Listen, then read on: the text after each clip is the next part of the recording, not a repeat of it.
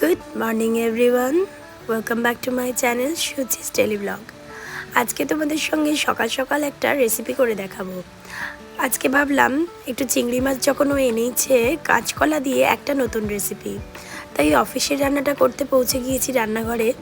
ফার্স্টে একটু ভিন্ডি ওর জন্য ভেজে নিলাম, আর ঝটপট করে ওই কড়াইতে খানিকটা সর্ষের তেল দিয়ে চিংড়ি মাছগুলোকে একটু ভেজে নিলাম।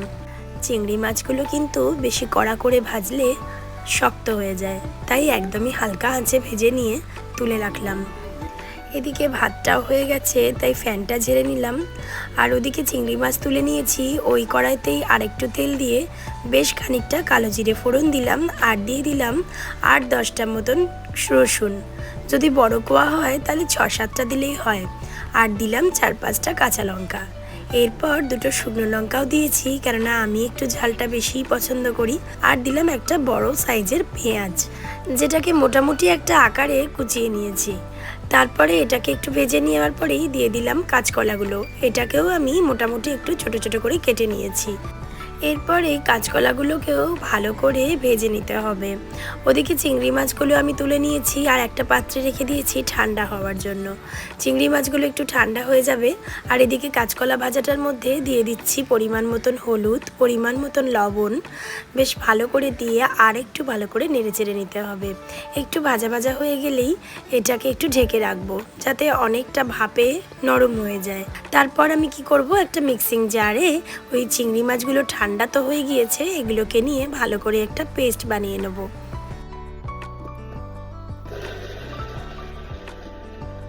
যদিও আমি এই রেসিপিটা শর্ট ভিডিওর মাধ্যমে তোমাদেরকে শেয়ার করেছি, কিন্তু কি বলো তো, ওটা তো 1 মিনিটের, অনেক তাড়াতাড়ি করে দেখানো হয়, সেই কারণে অনেকেই বুঝতে পারে না। তাই জন্য আরও একবার ব্লগের মাধ্যমে ভালো করে দিলাম।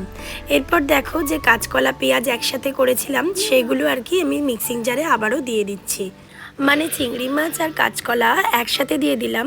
একটু ঠান্ডা করেই দিতে হয়, কিন্তু আমি না গরমই দিয়েছি, কেননা অফিসের রান্না বুঝতেই পারছো অনেকটাই তাড়াহুড়োর মধ্যে থাকে, তাই জন্য ঠান্ডা করার জন্য আর সেই টাইমটা আমি পাইনি। তোমরা কিন্তু চিংড়ি মাছ আর কাঁচকলা ভাজা দুটোই মোটামুটি একটু ঠান্ডা করে তারপরেই মিক্সিং জারে দিও। এই যে দেখছো চিংড়ি কাঁচকলা বাটা আমার কিন্তু রেডি হয়ে গেছে, আর এটা খেতেও কিন্তু অসাধারণ হয়েছে। আর এদিকে সকাল সকাল আমার পাশের ঘরের বান্ধবী দিয়ে গেছে লুচি আর একটু তরকারি। এটাই ওর বাবা আজকে ব্রেকফাস্ট করে নিয়েছে, আমিও একটু খেয়ে নিয়েছি। তো অফিসের লাঞ্চ বক্সটা তো আমি প্যাক করে দিয়েই দিচ্ছি, তোমরা দেখতে পাচ্ছ। এরপর আমিও লাঞ্চটা করে নেব একটু স্নান সেরে পুজো করে নিয়ে। তাই তোমাদের সঙ্গে সব কিছু অত শেয়ার করলাম না, একেবারে লাঞ্চের থালিতে চলে এলাম। একটু ঢেঁড়স ভাজা করেছিলাম, আর এদিকে দেখো সেই চিংড়ি কাঁচকলা বাটা, এটা আমি নিয়েছি।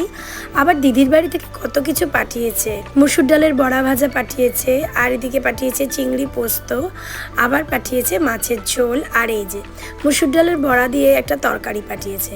আর এই দেখো এইখানে একটু ঝিঙে পটল দিয়ে মাছের ঝোল পাঠিয়েছে।